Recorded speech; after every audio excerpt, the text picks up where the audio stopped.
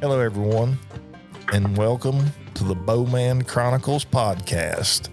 I'm Mark Bowman, and tonight, coming to you I'm in East Tennessee, and I've got a really special guest tonight, a good friend of mine, Mr. Randy Preston. Randy's in Illinois, so we're a little far apart, but I called him just kind of impromptu and see if he would want to be on tonight. We're sitting here by the fire and hanging out, and so Randy answered, and we got caught up a little bit. And Randy, thank you for being here, man. I appreciate it, and hope you're doing well. And how's everything been going? Been going good. My pleasure to be with you. Well, thank you. Randy, tell everybody a little bit about yourself, and I'll tell, Randy and I met, I was hunting in Kansas, and Randy and I met through I booked a hunt through an outfitter in Kansas, and that's where we first met, and we became instant friends, I will say, and we've always kept up. Hunted a couple times in Kansas together, and we have remained friends since, kept in touch. And Randy actually came down here. He was headed from Illinois down to visit family in Georgia, and Randy came by and stayed a few days with me here in East Tennessee, and we done a little turkey hunting. Wasn't very successful. We had a good time. So Randy, tell everybody about yourself, and thank you again for being here. Thank you.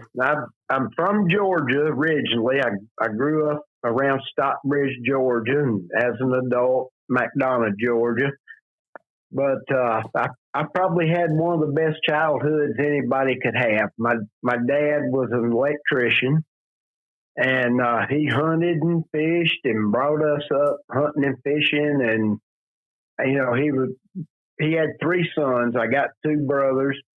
And we grew up like best friends, doing stuff together and hunting together, and just had a great life. After high school, I went in the Navy. I was an aircraft electrician for a little while there, and after that, I became an electrician and worked at that my entire career till I retired. And of course, I was an avid hunter, all those years. My dad passed away. We all hunted together, and through the years, when I was about 40, I ended up getting divorced and ended up in Illinois. Of course, the hunting was great in Illinois. I killed several nice bucks up here. I'd say the camaraderie is a little different in Illinois than it is in Georgia. In Georgia, everybody hunts together. They don't mind sharing their land, and you go with me this week, I'll go with you next week. And in Illinois, it's a little different. You pretty much got to take care of your own place to hunt in Illinois. But I'm retired now and worked as a guide a couple of years, and that's about it.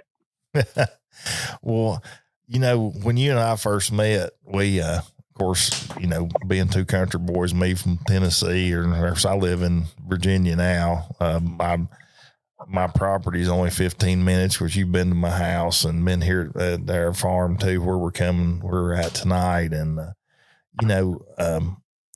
there's something to be said for, like you said, our way of hospitality. Here we hunt together and we invite each other, and it's just a different world, from, a lot of the rest of, the states. But, when you and I met, we hit it off, of course, right off. We were with a great group of guys, and man, we just had so much fun, and it was hell, is like we'd known each other all of our life, and it's been kind of like that ever since. So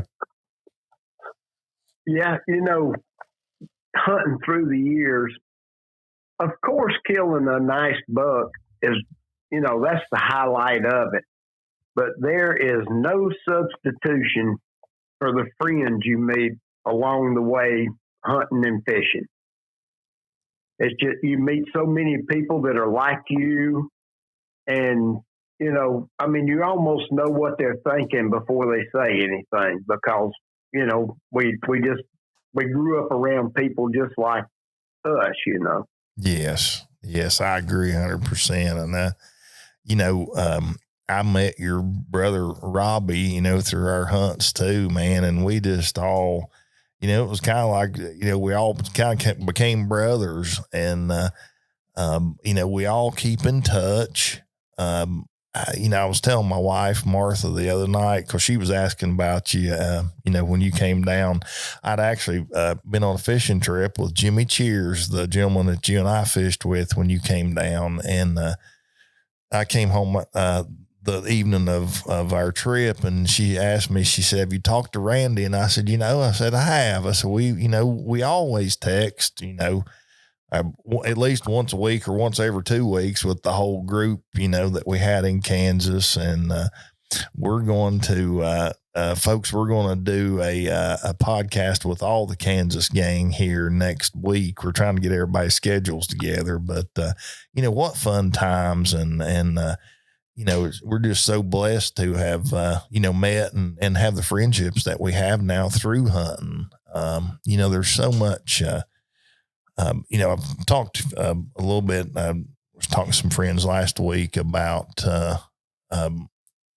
Kurt Wells, the editor of Bowhunter Magazine, wrote an article about 2 years ago. And he talks about in this article about how hunting brings people together, as friends and family, and also talks about, how the declining number of hunters and the declining revenues in the hunting industry have, it's just, over the past 15 years, people just don't teach their kids to hunt and fish anymore. It's sad, but it's happening. And, we're trying to, save the industry and save, the hunting and fishing and the, the camaraderie building and the friendships that it brings along. Yeah. And look at the character of the country, how it's changed since people get away from doing things together as a family. They don't hunt, fish together. They may eat together if they're lucky, and that's about it. And it's changing the country forever. I agree 100%. And, it's funny you say that, because, when I was a kid growing up, and I grew up hunting and fishing, I was very fortunate. I never knew my biological father. My stepfather raised me. And, he taught me to hunt and fish, and we, every weekend we were hunting, fishing, or we were camping, or, we were doing stuff as a family. And, my wife, she always, when the kids are home, she makes them, we sit down at the table and we eat together. And, that's a huge thing. I mean, it builds character. Keeping your kids outside and teaching them to hunt, teaching them to fish, and, teaching them to play in the creek, like we used to when we was a kid, man. It's a lot of that's gone by the wayside, and, we need to bring that back. We do. And, we had a big bale, one of those big metal bales on a pole. And we had 22 acres with 2 ponds, so I don't even remember starting fishing. I was so young, I just don't even remember it. But we knew when Mom or Dad rang that bell, it was time for us to come in for dinner, because we'd get home from school and we were gone. We were either in the woods hunting or fishing. And, it's just kids don't have the opportunity to get out like they did back then. And that they'd rather be on a cell phone texting, doing whatever they do, than being outside. And it's not only going to hurt the country, morally, but even the military will suffer because of it. But, back when we were kids, everybody knew how to shoot and, get around in the woods, be stealthy. Nowadays, it's pretty much electronics is all they know how to do. Yes, it is so true. When I was in school, going back to old school, and like you're talking right there, I mean, that's old school. I mean, this is how we grew up. But when I went to high school, man, we brought our shotguns to school in our truck. We had our shotguns there. Yeah, we went hunting as soon as we could get out of school. Yes, we all left school and went squirrel hunting. Or if we had a problem with each other in school, I mean, of course, boys and, we all had little fights and stuff in school and fits and stuff. And we'd go in the bathroom and settle it, or we'd go out behind the school and settle it. Well, hell, we never thought about going to the truck and getting a gun, but we had our shotguns in the truck. It's just a total. And after you fought, you'd all be friends again. The next day, it was all over with, right? We were all laughing about it.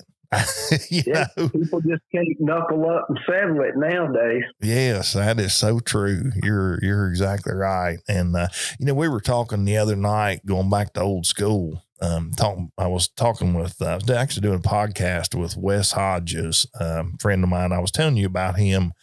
Wes runs a drift fishing outfitter and bird hunting fly fishing outfitter up in Eagle Rock, Virginia. And I fish with Wes a lot. Wes is such a great guy. Wes was actually a special forces guy. And, we were talking about Field and Stream and Outdoor Life magazines on our podcast. Well, hell,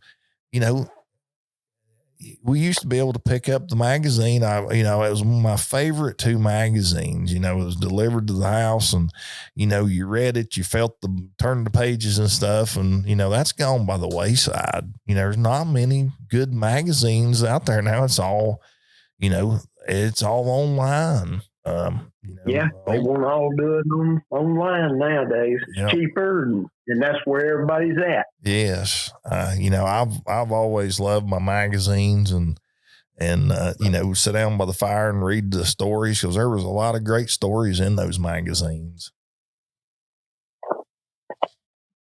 I agree. You used to go to the grocery store with your mom and dad, and you'd always want to go to the magazine section and pick out a good hunting or fishing magazine. Yes.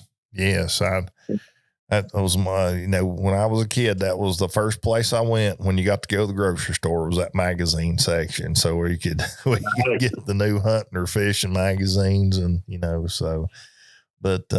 hope I hope that we can, get more kids involved in hunting and fishing, and people realize how good that it is for their kids to be outdoors. And Stephen Rinella wrote a great book. It's been about a year. You can get it. I found it in Books A Million in the kids section. It was called Outdoor Kids in an Inside World. And it is such a great read to, he talks about getting his kids out in streams and finding crawdads and finding lizards and all that stuff, and how much it changed their whole attitude, and how it calmed them, and they were just, they were caught up in it, and it was, it was just so great. But it's a great book. If you get a chance to read it, I love it. So I'll check that out. Yeah. I mean, there's no stress down in the creek catching crawfish and spring lizards and that kind of stuff like it is on social media. That's exactly right. I agree with you 100%. So, so I wanted to share with everyone too, because, the biggest buck I've ever killed, I killed with Mr. Randy Preston as my guide. And I will tell you, it was one of the proudest moments of my life. I will never forget it. I still look at the pictures. I still tell all my buddies about the hunt. You know, everybody that was involved in that hunt we're all still close knit. But I'll tell you, and it was in Salina, Kansas. Randy had spent a lot of time there the weeks prior to me arriving, preparing everything for our hunt, which you don't know how much I appreciate. And it was just, the weather got a little, when we got there, the weather got a little tough on us. It got a little warm, but you worked your hind end off before we all got there, making sure that everybody was set up in great spots and the tree stands were set where they needed to be. And, it was perfect. And I will never forget that hunt. I've got the buck on the wall here in the cabin. I was just showing some friends of mine. I've got a friend of mine here tonight with me. His name is Bill Bors. He's hunting with me tomorrow, opening weekend of archery season here in Tennessee. And Bill's from Pennsylvania, and I'm very honored to have him here, and we're looking forward to the whole weekend. But I was telling him the story about my buck, but go in, tell everybody, being a guide, man, it's hard. I know it is. And I know it's hard guiding all of our asses out there, but I know, you spent a lot of time before we got there. So gotta tell everybody about what you had to do and what you did before we got there to set us all up, to make it successful. And folks, I'll tell you, it was such a fun hunt. We'll kind of go into it here. I had to take a few shots at the deer that I killed, but I finally killed it. So Randy still laughs about it. But like I said, getting one's just a bonus anyway. So that's true. But anyway, being a guide, people they probably don't believe it, but at least me as a guide, I want you to kill the deer as bad as you want to. I do. I'd go through and do everything I knew to do to try to set people up for success. And for instance, when you were out there, the week before, I had a group of 5 guys, and they came in and they had probably 6 or 7 different bottles of all kind of scents. and I'm not going to say it didn't work. Out of their group, 4 of them killed a buck. But the problem I have with it is they so educated those deer during that week. Those deer, by their last day, they couldn't see a deer. Yeah. Because they had so much scent spread around, and the deer associated that with people in the woods hunting, after a week of it every day. So when you guys came, I had to change things. The blind that you were going to hunt in, it was no good anymore because none of the bigger bucks would come out there. So I had to find an alternate place to set up a blind where I thought that deer would go around what was his normal route. And that was the biggest deer we had on that farm, the one you got that year. The year before, there were a couple of bigger ones, and they got killed. Yeah. And so I knew you were coming. I set you up in that blind, put some corn out. You can bait in Kansas. Yep. And sure enough, he came out to that corn pile, and you were able to harvest him. He sure did. But that's the challenge of being a hunting guide is you really don't control everybody you've got hunting there. They're going to do what they think they need to do, which makes it difficult for the next group.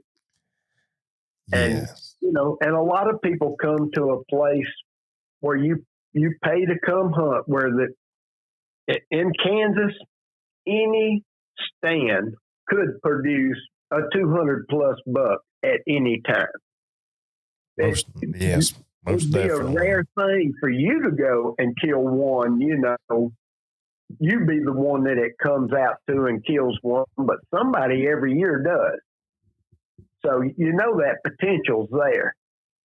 So that's the wonderful thing about hunting in that part of the country is there's a lot of big bucks and you've always got that potential.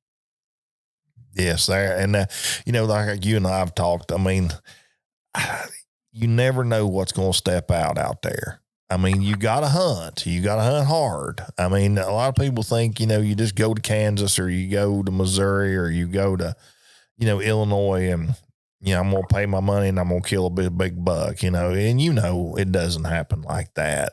But anybody that hunts all the time and has hunted their whole life understands that. You just get so many people that aren't lifelong hunters that think they're going to have better success than the average hunter does. Yes. And, I will never forget day of that hunt. You had put me in that blind that you'd moved me to the blind where I ended up killing the big buck out of. And so I was sitting there, you dropped me off about an hour before daylight. And I got in the blind and I will admit, I dozed off because, when you're in there, man, I love being in the outdoors like that. And, there's this total silence and everybody's done it, so I dozed off and I kind of woke up. It was an hour after daylight.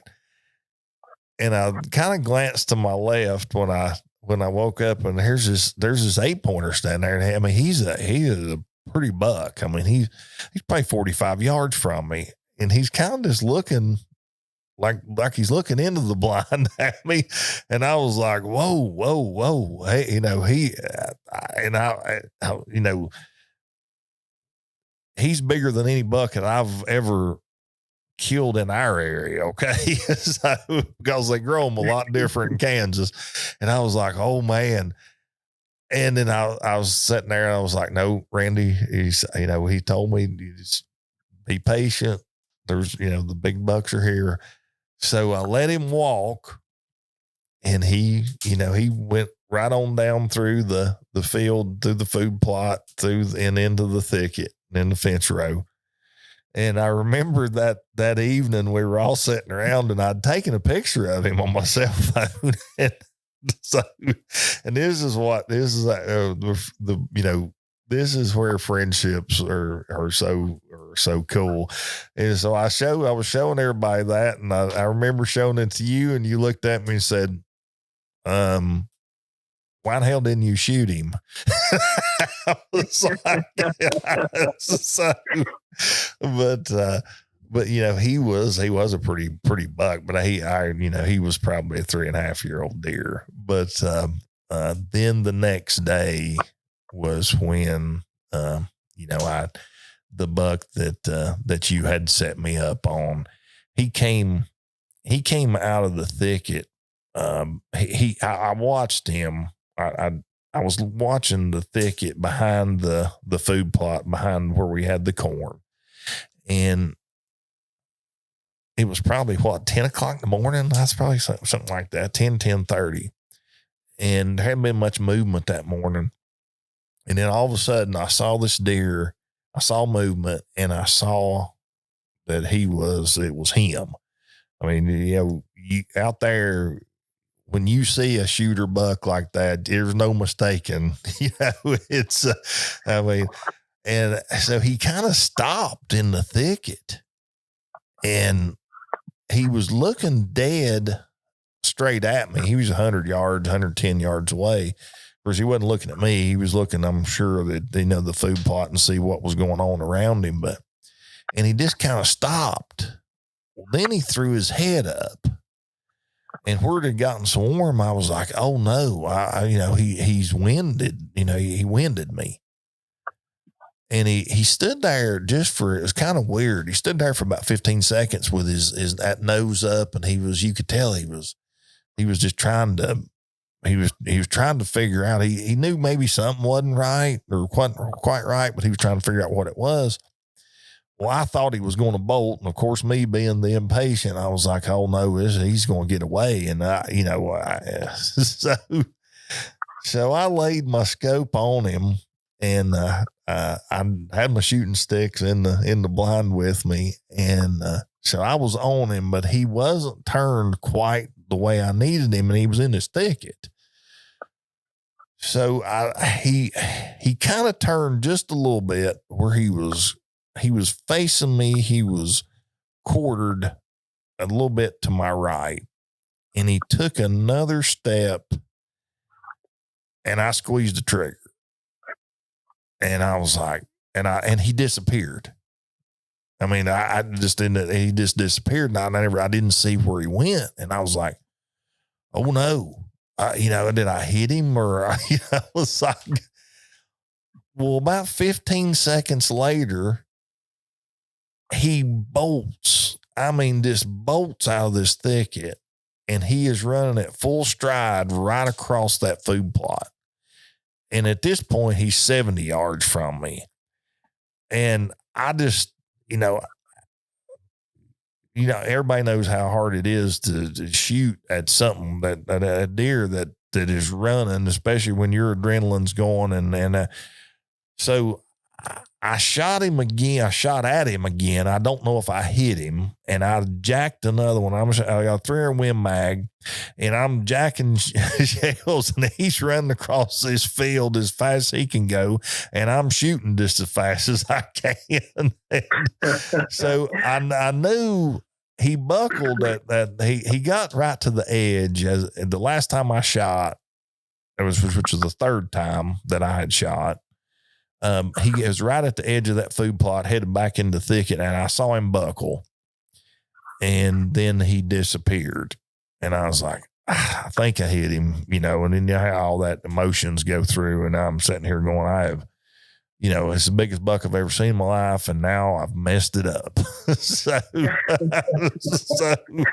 so I called you, so I texted you, and I told you, and I had shot at him, or I thought I'd hit him, and then, and you came, and so then, you and I went to the edge, and we found blood. So I'll kind of let you take it from here, and you can tell everybody what transpired from there. So, yeah, well, we found blood, so we knew you'd hit him, and we wanted to follow the blood a little ways, see how good of a blood trail we have. Well, I don't think we got more than 30 yards from where you shot him, and he jumped up and took off. Yeah. So at that point, we knew we had to back out and give him a few hours or so.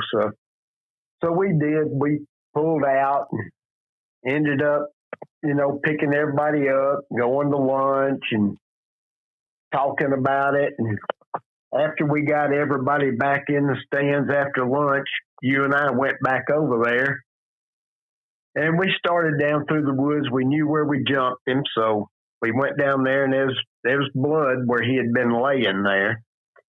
And we felt like with the amount of blood we had, we were probably good to go ahead and, track him and find him. So we probably went another 100, 120 yards in the woods, and all of a sudden he comes up out of the ditch. Yep. And luckily he gets to the top of the ditch. He stops and turns toward us. And of course, I sound like Troy Landry, I'm over there, shoot him. And I missed his ass that time. The good thing is you missed him, and he didn't move. He stood there and let you get one in it. He never moved. He never. It just startled me when he came up out of that. When we were there. Oh yeah, I was convinced he would probably be dead somewhere. And when he came up, I mean, he just got up and stood there and looked. Yes. And I couldn't believe when you shot the first time, he didn't even flinch. He looked like a statue standing there. He did. And of course, you hit him, and I didn't, where I was standing, I couldn't see him fall, but you said you saw him fall when he got, I don't know, 150 yards further down through there. So, yeah, I watched him go down after the second time that I finally got my composure to hit him. So, right. I thought, after that first shot, I was sitting there and I was going, wow, Randy's going to think I'm an idiot. I mean, he wasn't 50 yards from me. And I was, well, you're not by yourself. That's all of us. So, but, we got to him, and Randy, I can't tell you, I still tell my wife about it. I said, as a hunter, and I always tell my little ones this, if you ever lose that feeling, I still get that feeling when a doe walks in under my tree stand. Oh, absolutely. I still get the feeling when I'm squirrel hunting. I do. And I just, it is a feeling like if you don't hunt and you've never experienced that, it's an overwhelming feeling, and I still get it to this day. And when you and I got to him, I was the happiest man on planet Earth. I will tell you that. I thought you were pretty happy. That was for sure. So I know we had a big hug, and he was, man, what a beautiful buck. He was awesome. And, we got him field dressed and got him back and got him in the truck. And, we were hunting in Salina, and we had to take him back up to Clay Center to have him scored. And that was where the headquarters was. And, but what a hunt. I mean, it's something I will never, ever forget. And it was, to share it with you, it was just awesome. And I so much appreciate all the hard work and effort, because, you're the one that actually made that happen. Well, I mean, that's what a guide does. You do what you can to try to make everybody have the best chance. And, it's a tough job. You want all the guys to kill a nice buck. And, really the group of us that still talk and text each other about every week, out of that group, of course, I wasn't hunting. I was the guide. There were 4 hunters in our little tight group, and 3 killed bucks. Yeah. So, it was successful. Will be on the show hopefully in another episode or 2, but I really wanted him to kill a buck too. I did. He was right there on top priority for me. And it didn't work out for him. Yeah. But he's a good guy. He deserved one, and I tried to do what I could to help him get it. Most definitely. And he is. And I, on that trip, Randy, and I haven't, I haven't told anybody this. Will and I stayed up pretty late one night. It was actually the night that I took that buck, and we were talking, and he's such a great guy. Will, he'll be on with us. The whole Kansas gang will, but it will. And his friend Brandon Turnbow, they're from Enid, Oklahoma, and Will, he's a hard hunter. He is, and just a prince of a guy, man. And he endured a lot of, he's just persistent, and he never complains. He hunts hard, and but I'm a dog lover, and I've got 2 rescue puppies, and they are Oh my gosh, hell, they live better. You've met them; they live better than I do. My my wife, hell, if it come down to me or them, I'd be gone. So, me too. But my wife could do without me way before she could our dog. Yes, me too. So, but Will and I were talking that night, man, and he had just lost his pup, his longtime friend and dog, man. He was. Him and I talked about it that night, and he, I just, and everybody's gone through it. But it's a hard loss, man. He was, he was just so upset about it. But I was so hoping too that he would have gotten a big buck on that trip. Also, I was pulling for him so hard, but there's going to be more trips for us, and we're going to put it all back together here and try to get everybody runs in so many different, ways nowadays, and with kids and family and stuff. But, we do stick together, and we talk to each other a couple times week or every 2 weeks, and we stay in touch. So we'll make it happen again. And, and I do want you to come back here, if you can come back sometime during deer season or definitely spring gobbler season. I definitely want to have you back. Yep, I'd love to get back down there. Like everybody's so busy, it's hard to find time to do a lot of trips, but I'll get back down there. Well, you're welcome anytime, and the invitation's always open. So, yep. I always feel that way too. Well, I always try to return the guide favor. I wasn't much of a turkey guide when you came down. It was a little late season, but we couldn't get. You were a good trout guide, though. You and Jimmy. We did, babe. We had a good time on the river, didn't we? That was a fun trip. So yeah, there's a lot of fish in that river. There is. And I'd like to get the whole Kansas gang down and, to do whether it's a turkey hunt or a whitetail hunt, and to go out, and do a little drift fishing. That'd be with everybody. I think they'd all like it. So, but Randy, thank you for being on tonight. I do appreciate you doing it. And I can't wait for all of our, the Kansas gang to get on, because there's going to be some fireworks in that one when we get all 6 of us together. Oh, so. No doubt. It'll be a lot different than tonight was. So, but thank you for being here, and I will I'll give you a shout, and we'll get the old here in the next few nights, we'll get the Kansas gang on. And like I say, the invitation's always open. You're always welcome to come. And I miss seeing you. Hadn't seen you since you was here the last time, but hope the family's well, and I will we'll stay in touch here, and we'll make it happen again soon. All right, we'll do something if we have to go hunting together somewhere or end up at your house. Doesn't matter. We'll get together.